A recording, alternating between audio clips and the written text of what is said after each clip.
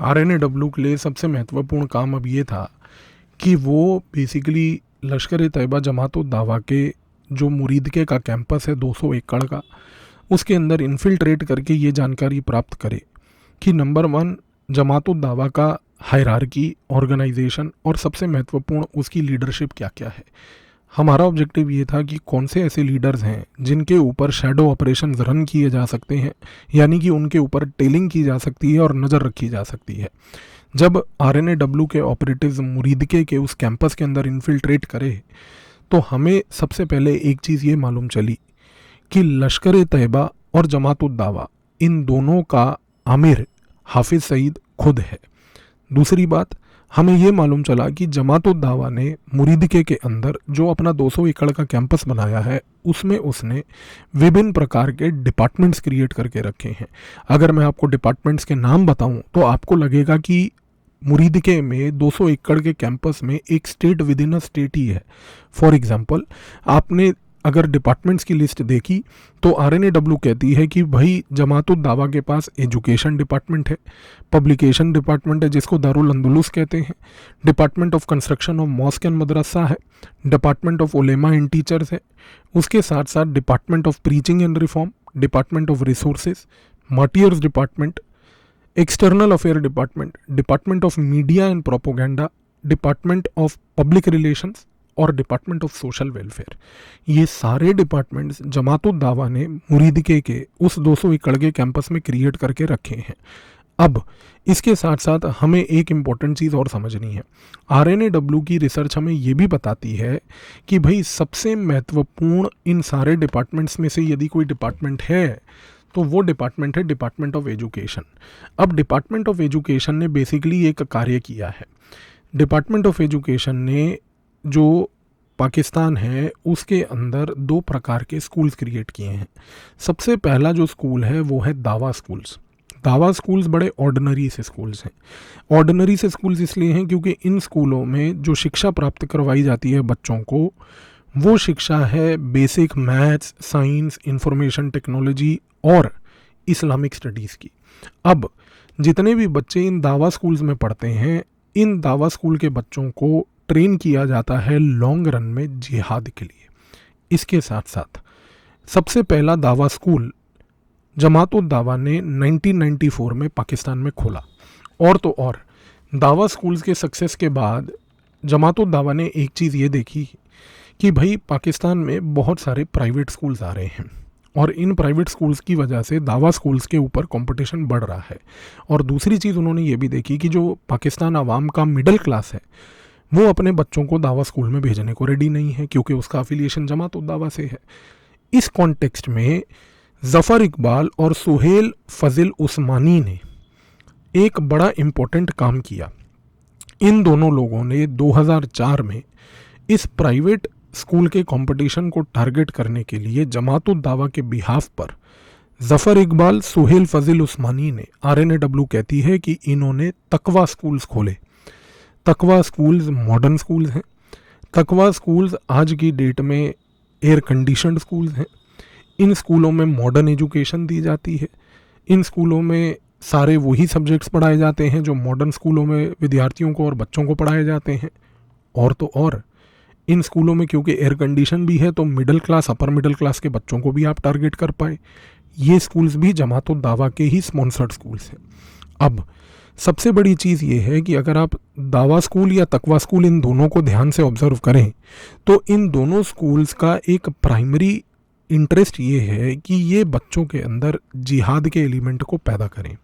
हमें अब एक चीज़ समझनी है यहाँ पर कि ये जिहाद के एलिमेंट को क्यों इतना ज़्यादा प्रमोट कर रहे हैं। क्योंकि ज़फ़र इकबाल ने ये बात बोली है कि जिहाद और एजुकेशन इनसेपरेबल हैं। ज़फ़र इकबाल हमेशा ये बात करता आया है क्योंकि वो एक फाउंडर मेंबर रहा है जमात-उद-दावा का। पिछले वीडियोस में आपको ये चीज़ मैं बड़े गहरी तरीके से समझा ही चुका हूँ। ज़फ़र इकबाल ये बात बोलता है कि भाई जो पाकिस्तान में हमारी आवाम है उसको ये चीज़ समझनी है कि उसकी जिहाद करना एक ड्यूटी है और इस ड्यूटी को वो तभी फुलफ़िल कर पाएगा जब उसको अल हदीस ट्रेडिशन के बारे में प्रॉपर एजुकेशन मिलेगी। तो इनके हिसाब से ज़फ़र इकबाल के जिहाद जो है वो सेकंड स्टेप है, एजुकेशन जो है वो फर्स्ट स्टेप है। इसी रीज़न से 2004 में जब ज़फ़र इकबाल और सोहेल फ़ज़िल उस्मानी ने तकवा स्कूल्स क्रिएट किए थे, उसी समय इन्होंने एक स्टेप और भी लिया था। RNAW बताती है कि इन्होंने उस समय university of engineering and technology Karachi में इस्टेब्लिश करी, और आज की डेट में university of engineering and technology जो कराची में है, ये university of engineering and technology Jamaatud Dawa से अफिलिएटेड है। और तो और इस university of engineering and technology Karachi में जो विद्यार्थी आते हैं वो जनरली दावा या तकवा स्कूल्स के ही बच्चे होते हैं। अब गेम प्लान को ध्यान से समझिए। आज की डेट में क्योंकि ISI खुद जमातुद दावा और लश्कर ए तैयबा को सपोर्ट कर रही है, तो इस सपोर्ट के कारण university of engineering and technology इसलिए महत्वपूर्ण है क्योंकि यहाँ पर इस यूनिवर्सिटी से जो बच्चे इंजीनियरिंग की एजुकेशन प्राप्त करते हैं, ISI के जमातुद दावा के इस नेक्सस की वजह से इन बच्चों की प्लेसमेंट बहुत सरल तरीके से की जाती है। अब आप सोच रहे होंगे और आपके मन में शायद ये बात आई होगी कि क्या जमातुद दावा स्कूल्स, तकवा स्कूल्स और ये university of engineering and technology से बच्चों को पाकिस्तान की आर्मी में भर्ती करवा रही है, क्या उनको ISI में भर्ती करवा रही है? तो नहीं, आपकी सोच गलत है। RNAW ने और उसके ऑपरेटिव्स ने ये पता लगाया कि जो बच्चे दावा तकवा स्कूल से पढ़कर कराची के university of engineering and technology में जाते हैं, वहाँ से जब वो पास आउट होते हैं तो जमातुद दावा अपने ISI के रिलेशंस को एक्सप्लॉइट करके इन बच्चों को पाकिस्तान एटॉमिक एनर्जी कमीशन में प्लेसमेंट दिलवाती है और पाकिस्तान एटॉमिक एनर्जी कमीशन के अंदर इनकी भर्तियां करवाती है। आज की डेट में RNAW का मानना ये है कि लगभग 40% पाकिस्तान एटॉमिक एनर्जी कमीशन का जो स्टाफ है, 40%, ये आज की डेट में दावा तकवा स्कूल से यूनिवर्सिटी ऑफ कॉलेज जो इंजीनियरिंग एंड टेक्नोलॉजी वाला है कराची में, वो कहीं ना कहीं इन तीनों संस्थाओं से जुड़ा हुआ आदमी आया है। अब आप ध्यान से गेम को समझिए। कल को अगर पाकिस्तान का स्टेट मान लीजिए कोलैप्स कर जाता है, कल को अगर पाकिस्तान का स्टेट कोलैप्स कर गया और इंटरनेशनल कम्युनिटी में से एक मोमेंट के लिए सोच लीजिए कि ना चाइना और ना अमेरिका बचाने आया पाकिस्तान को, सऊदी अरेबिया ने पाकिस्तान को भाव नहीं दिया जो वैसे भी नहीं देता है, इस केस में जो आज की डेट में RNAW के लिए सबसे बड़ा डर है वो ये है कि ये जो 40% पाकिस्तान एटॉमिक एनर्जी कमीशन का जो स्टाफ है, अगर ये स्टाफ एक कोलैप्सिंग पाकिस्तान देखता है, और क्योंकि ये जमातुद दावा के स्कूल्स एंड इंजीनियरिंग कॉलेज से ट्रेंड है, कहीं ऐसा ना हो जाए जो RNAW के एस्टीमेट्स हमें बताते हैं, फ्यूचरिस्टिक इंटेलिजेंस एस्टीमेट्स रिपोर्ट्स हमें बताती हैं कि कहीं ऐसा ना हो जाए कि ये 40% बच्चे जो पढ़ के पाकिस्तान एटॉमिक एनर्जी कमीशन के आज की डेट में अधिकारी लेवल पर पोस्टेड हैं, कहीं पाकिस्तान का न्यूक्लियर वेपन ये उठा के लश्कर ए तैयबा के हाथ ना दे दें। जब जब चर्चा ये होती है कि देयर इज़ अ पॉसिबिलिटी, जब जब ये चर्चा होती है कि there is a possibility that Pakistani nuclear weapons may fall into the hand of rogue actors, जब जब ये चर्चा होती है कि पाकिस्तान में एक ऐसी परिस्थिति पैदा ना हो जाए कि जिसकी वजह से पाकिस्तान का परमाणु बम किसी इस प्रकार के आतंकवादी ग्रुप के हाथ लगे, तो वो जो डर है वो इस कारण से है। तो आज शायद आपको ये चीज़ अब क्लियर हो गई होगी कि भारत के लिए सबसे बड़ा सुरक्षा खतरा पाकिस्तान इसलिए नहीं है कि पाकिस्तान भारत के ऊपर जिहाद कर रहा है, वो इसलिए है क्योंकि पाकिस्तान एटॉमिक एनर्जी कमीशन के जो 40% वर्कफोर्स है वो कहीं ना कहीं जमातुद दावा ट्रेंड स्कूल्स एंड कॉलेजेस में पढ़ के आई है। कल को पाकिस्तान यदि कोलैप्स कर गया तो कहीं वो पाकिस्तान का न्यूक्लियर वेपन लश्कर ए तैयबा के हाथ ना लग जाए, क्योंकि यदि ऐसा हुआ तो उसका प्रयोग लश्कर किस परिस्थिति में और कहाँ करेगी, इसके ऊपर कंट्रोल किसी का नहीं रहेगा।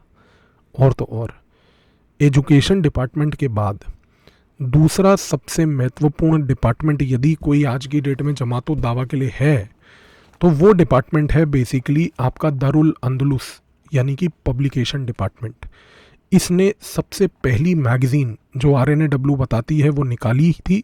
उस मैगज़ीन का नाम है ज़रबत-ए-हक़। ज़रबत-ए-हक़ के थ्रू पाकिस्तान के अंदर एक साइलेंट लेवल पर रेडिकल लिटरेचर पहुंचाया जाता है आवाम की तरफ। और तो और इन्होंने एक मैगज़ीन निकाली है जिसका नाम है मुजाला अल दावा। और मुजाला अल दावा को 3 लोग RNAW कहती है कि जमातो दावा के बिहाफ पे मैनेज करते हैं। पहला है आमिर हमज़ा, दूसरा है तहीर नक्काश और तीसरा है काजी कशिश नियाज़। ये 3 लोग मुजाला अल दावा को पब्लिश करके पूरे पाकिस्तान की आवाम तक चुपचाप जिहादी लिटरेचर प्रमोट करते हैं। और तो और RNAW ने ये भी बताया कि पाकिस्तान में एक मैगज़ीन है जिसका नाम है गज़वा। ये मैगज़ीन बड़ी पॉपुलर है। इसमें पाकिस्तान के तरफ से इस मैगज़ीन में मिलिट्री बैटल्स की चर्चाएं की जाती हैं। लोग बड़ी दिलचस्पी से पढ़ते हैं, लेकिन लोगों को ये मालूम नहीं कि ये मैगज़ीन को जो प्रमोट कर रही है और पब्लिश कर रही है वो दारुल अंदलुस है, जो लश्कर तैयबा की ही पब्लिकेशन डिपार्टमेंट है। इसके साथ साथ स्कूल में, दावा और तकवा स्कूल्स के अंदर जो बच्चे पढ़ रहे हैं उन बच्चों के लिए इन्होंने एक मैगज़ीन बनाई है ज़रब-ए-तैयबा। RNAW ने कई इश्यूज़ ज़रब-ए-तैयबा के पकड़े हैं।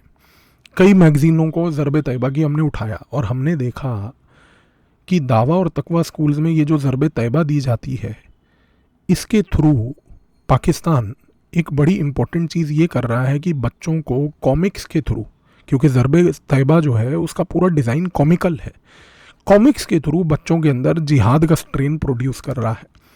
और पाकिस्तान में औरतों के लिए, वुमेन के लिए इन्होंने तैयबत नाम की एक मैगज़ीन बनाई है। सरप्राइजिंग बात यह है कि दारुल अंदलुस इंग्लिश में भी 2 मैगज़ीनें निकालता है पाकिस्तान में, और वो मैगज़ीनें हैं वॉइस ऑफ इस्लाम और दूसरा है इनवाइट। अब इसके साथ साथ RNAW को ये भी मालूम चला कि हाफिज़ सईद नंबर 1 आमिर हैं, जो लश्कर तैयबा और जमातो दावा दोनों संगठनों के, और दियोबंदी संगठनों को अगर हम पाकिस्तान में देखें उनमें कई बार स्प्लिट्स हुए हैं। कोई ना कोई आदमी कभी भी निराश होकर छोड़ के निकल लेता था, लेकिन RNAW ने ये देखा कि भाई बड़ी दिलचस्पी बात यह है कि अल हदीस ट्रेडिशन के जमातो दावा और लश्कर तैयबा में कभी स्प्लिट नहीं हुआ। और ये स्प्लिट क्यों नहीं हुआ, तो RNAW को मालूम चला ये स्प्लिट इस कारण से नहीं हुआ क्योंकि ISI ऑफ पाकिस्तान जो है उसने हाफिज़ सईद को ट्रेन किया है कि वो अपने फैमिली मेम्बर्स को और फाउंडिंग मेंबर्स ऑफ जमातो दावा, मरकाज़ो दावा वल इरशाद को प्रोमिनेंट पोजीशंस पे रखे। आज की डेट में ज़फ़र इकबाल, जो कि मरकाज़ो दावा वल इरशाद जमातो दावा का एक फाउंडिंग मेंबर था, वो एजुकेशन डिपार्टमेंट का हेड है, फाइनेंस डिपार्टमेंट का हेड है। तो जितना भी पैसा है और पूरा एजुकेशन है वो आज की डेट में ज़फ़र इकबाल संभालता है। क्लेरिक्स एंड टीचर्स डिपार्टमेंट ताला शहीद संभालता है। मदरसा नेटवर्क्स आज की डेट में RNAW कहती है कि अबू सलीम बिन मोहम्मद के कंट्रोल में है। रिफॉर्म्स डिपार्टमेंट सैफुल्ला खालिद के कंट्रोल में है। और सबसे महत्वपूर्ण बंदा इनमें से है ज़की-उर-रहमान लखवी। ज़की-उर-रहमान लखवी लश्कर तैयबा का ऑपरेशंस चीफ है। ज़की-उर-रहमान लखवी जो है वो 2008 मुंबई अटैक्स का एक मास्टरमाइंड भी था। भारत की इंटेलिजेंस एजेंसीज़ ने ज़की-उर-रहमान लखवी के फ़ोन कॉल्स अजमल कसाब के साथ इंटरसेप्ट करके पाकिस्तान को एक डोजियर बना के दिया था, जिससे ये प्रूव हुआ था कि कसाब ज़की-उर-रहमान लखवी से डायरेक्टली टच में था। और वो फ़ोन कॉल्स का जो डोजियर है जब पाकिस्तान को दिया गया तो उस दबाव के कारण 7 दिसंबर 2008 को पाकिस्तान ने ज़की-उर-रहमान लखवी को अदयाला जेल में डाला। अब RNAW ने जब देखा और हमारे जो ऑपरेटिव्स पाकिस्तान में थे, जब उन्होंने ये चीज़ ऑब्ज़र्व करी कि भाई अदयाला जेल में ज़की-उर-रहमान लखवी को रखा गया है, तो वहाँ पर उसको पूरा रॉयल ट्रीटमेंट दिया गया। RNAW के ऑपरेटिव्स ने उस समय एक बड़ी महत्वपूर्ण चीज़ देखी। उन्होंने देखा कि भाई अदयाला जेल में ज़की-उर-रहमान लखवी को मिलने के लिए कोई भी कभी भी आ सकता था, और जो भी उसको मिलने आता था उसको अपना कोई आइडेंटिटी डॉक्यूमेंट तक नहीं दिखाना था। इस चीज़ का फ़ायदा उठाते हुए कई बार आरएनएडब्ल्यू के ऑपरेटिव्स भी अदयाला जेल तक ट्रेल करते हुए ज़कीउर रहमान लखवी के बहुत क्लोज पहुँचे और उन्होंने जानने की कोशिश भी करी कि अदयाला जेल में ज़कीउर रहमान लखवी अपने ऑपरेटिव्स, अपने दोस्तों के साथ और अपने जमात उद दावा लश्कर तैयबा के लोगों के साथ किस प्रकार की चर्चाएं करता है। उस इन्फॉर्मेशन का प्रयोग करके हमने अपने डोजियर को और मजबूत किया।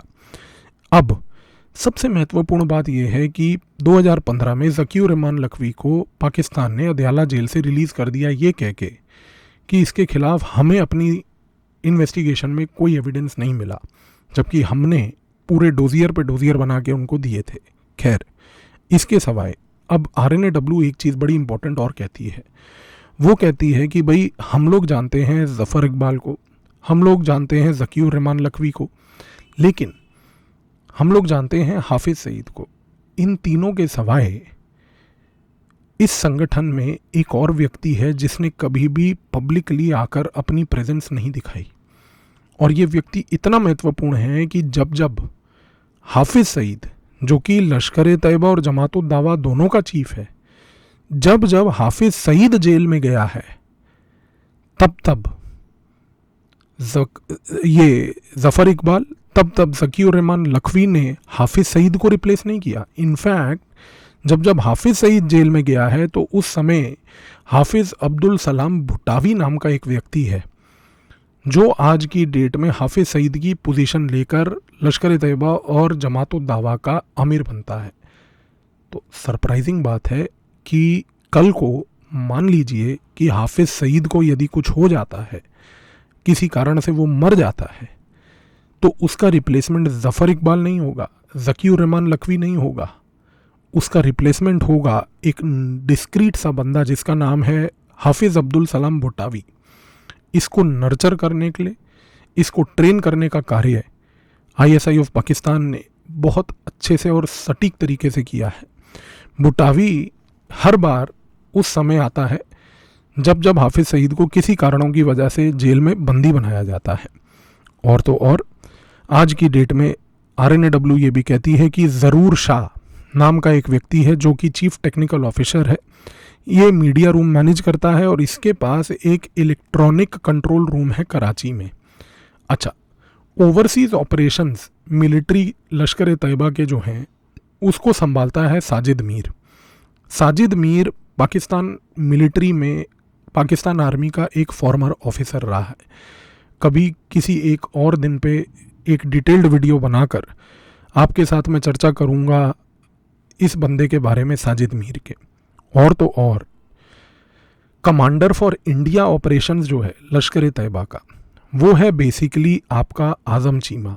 अब समझने की कोशिश कीजिए, ज़कीउर रहमान लखवी लश्कर तैयबा का ऑपरेशंस चीफ है, वो पूरे वर्ल्ड में लश्कर तैयबा के ऑपरेशंस को मिलिट्री लेवल पे हैंडल करता है। लेकिन इसके साथ साथ जो commander for overseas operations in Asia है वो है साजिद मीर, और एशिया के अंदर जो एक स्पेसिफिक कंट्री है जिसके ऊपर लश्कर तैयबा के सबसे बड़े ऑपरेशंस चलते हैं वो है आपका इंडिया, उसका हेड है आज़म चीमा। तो आज़म चीमा और साजिद मीर का बॉस है बेसिकली ज़कीउर रहमान लखवी, और ज़कीउर रहमान लखवी का जो भी उसका भी बॉस है, नंबर 1 बॉस, वो है हाफिज़ सईद। और जब जब मैंने आपको बताया हाफिज़ सईद को किसी कारण से जेल डाला जाए तो उस समय ज़कीउर रहमान लखवी का और लश्कर तैयबा का चीफ बनता है हाफिज़ अब्दुल सलाम भुट्टावी। इसके साथ साथ मोहम्मद याया मुजाहिद, अब्दुल्ला मुंतज़िर और तबिश कयूम, ये 3 लोग आरएनएडब्ल्यू कहती है कि जमात उद दावा और लश्कर तैयबा के सोशल मीडिया हेड्स हैं। कयूम जो है वो इंफॉर्मेशन सेक्रेटरी भी है, और मिली मुस्लिम लीग जो पॉलिटिकल पार्टी जमात उद दावा ने बनाई, जिसके बारे में पिछले वीडियोस में इस सीरीज़ के मैं चर्चा करके आपको समझा चुका हूँ, ये वही बंदा है जो मिली मुस्लिम लीग को भी हैंडल करता है। इसके साथ साथ मौलाना अमीर हमज़ा, अफ़गान जिहाद की फेम वाला जो है, इसने काफ़ी सारा लिटरेचर भी प्रोड्यूस किया है, और उस लिटरेचर में से एक सबसे महत्वपूर्ण है अफ़गानिस्तान की चोटियों पर काफिला दावत जिहाद। ये लिटरेचर भी जो है इसी बंदे ने, मौलाना अमीर हमज़ा ने प्रोड्यूस किया है। अब आप इस चीज़ से अंदाज़ा लगा सकते हैं कि RNAW की ये जो इंटेलिजेंस है, जिसके तहत हमें ये मालूम चला कि लश्कर ए तैयबा के अंदर ये कौन से महत्वपूर्ण लोग हैं और इनका क्या क्या रोल है, इससे हमें समझ आता है कि किस तरीके से लश्कर फंक्शनिंग करता है। और ये मत भूलिएगा, मैं फिर आखिर में यही पॉइंट रिपीट करूँगा, यदि हाफिज़ सईद को कल को फ्यूचर में कुछ हो जाए तो ज़कीउर रहमान लखवी या ज़फ़र इकबाल उसकी पोजीशन नहीं लेंगे। उसकी पोजीशन अगर कोई लेगा तो वो है हाफिज़ अब्दुल सलाम भुटावी। ये चीज़ को खास करके याद रखिएगा, क्योंकि ये बंदा RNAW के रडार पे बहुत लंबे समय से है। धन्यवाद।